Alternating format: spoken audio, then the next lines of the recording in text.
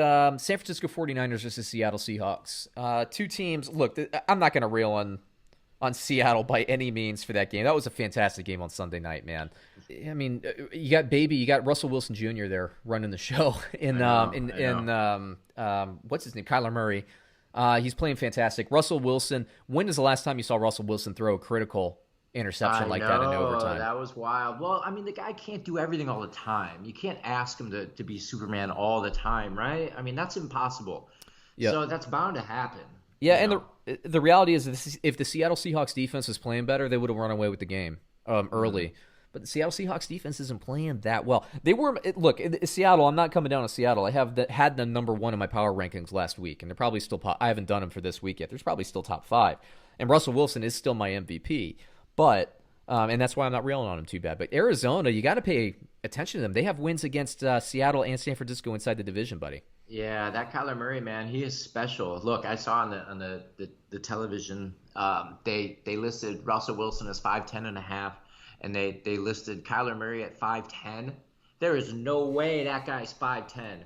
No way, dude. No. Come on, that guy's like 5'8".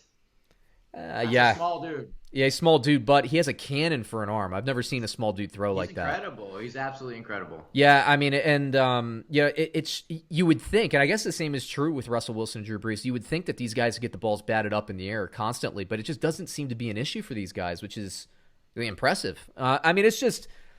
He's so good. Having DeAndre Hopkins to throw to is so good. But again, that's an Arizona Cardinals segment. We'll talk about them after their bye week, I guess. But now on the other hand, let me talk. We were just talking about this the New England Patriots. The San Francisco 49ers playing great football lately. It seems like they've look. You can't ever really get over a Nick Bosa injury, and then losing Solomon Thomas on the other side is bad. Losing Sherman on the defensive backs is bad. But they've finally, I think, kind of recoalesced as a unit. And they really put a hurting on the Patriots. I mean, it wasn't a contest. And they're running the ball with their third, now probably 4th-string running back. I mean, the entire team is beat up, right? I mean, how many key players are they missing? It's pretty wild, like 10 or something like that on both sides of the ball. And they just put a hurting on them. I remember when we were talking about this last year, and 49ers fans know this, is last year it was the same thing. They had like 10 key players hurt. Offensive line, they had both tackles out last year. They had the receivers hurt. They had running backs. They had this and that and that and this. And they were still reeling off wins. And I remember saying, like, this team is like 8-1 right now, and they're half their roster's hurt. What the hell? Like, they're going to make a Super Bowl run when they all get healthy, and they did. But this year, I don't think it's going to be the same, because I think, honestly, in the playoffs, I think you're going to really miss Bosa the most in the playoffs. Mm-hmm. But, what's interesting to me about this matchup is Garoppolo, he's getting healthier after that high ankle sprain. He couldn't push off that ankle for 2 weeks. And the Seattle Seahawks defense is reeling, man. And San Francisco, I know Seattle's good against the run, or at least better than they are against the pass. San Francisco runs on anybody they choose to run the ball against. Yeah, that's true. They run extremely well. I don't know how they do it. It's just super efficient. These stretch plays, these cut blocks, these or chop blocks or whatever, the one touch and go, all of their running backs work. Like all of them. Every time. They all work. I think it's blocking, man. I mean, these guys, it's not like they're running like Barry Sanders. I mean, they're running through nice holes, and you and I could run through those things. Yeah. We get tackled, 5 yards down the field, but the other guys can turn it into a touchdown.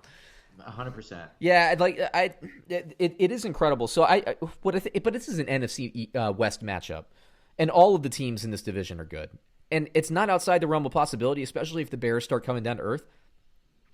Well, it's going to be tough because I think the New Orleans Saints will get in, but it's not outside the realm of possibility, especially with the schedule that they have, that all four of these teams could make the playoffs in the new format, in the 7-seed format.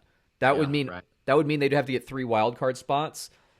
The NFC East isn't doing it. I don't think the Bears are doing it in the North. So you're basically competing with the Saints and the Bucks. Yeah, right. You would think the Saints will grab one of those because I think the Bucks will win the division there. You would think. You would think so, but the Saints haven't been terribly impressive, right? I mean, they haven't looked like the same team they have for the past 3 years, 5 years. You know, they've kind of dipped down a touch. To be fair, Mike Thomas has been out since week 1, too. That is true, which is odd. But, I mean, how many different reasons can that guy not play? Yeah, I know.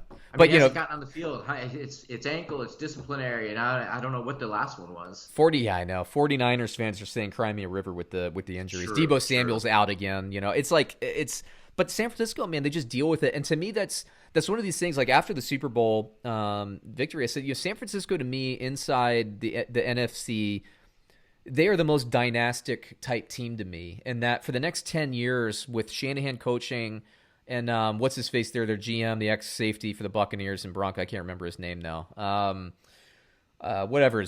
For some reason, I have Landry in my head. I know that's wrong, but the GM there is doing a fantastic job.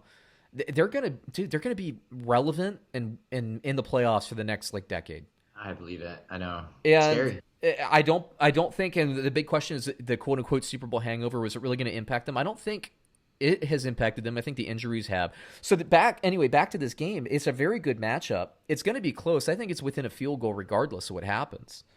So I don't know. I see this as like a 27-24 type game, which brings me to the spread, man. Who do you think wins? Bovada has San Francisco +4 versus the Seattle Seahawks. Who do you think gets there? Just say it again, Sean. You broke up, please. Oh, I apologize. It's Bovada has San Francisco +4 versus Seattle.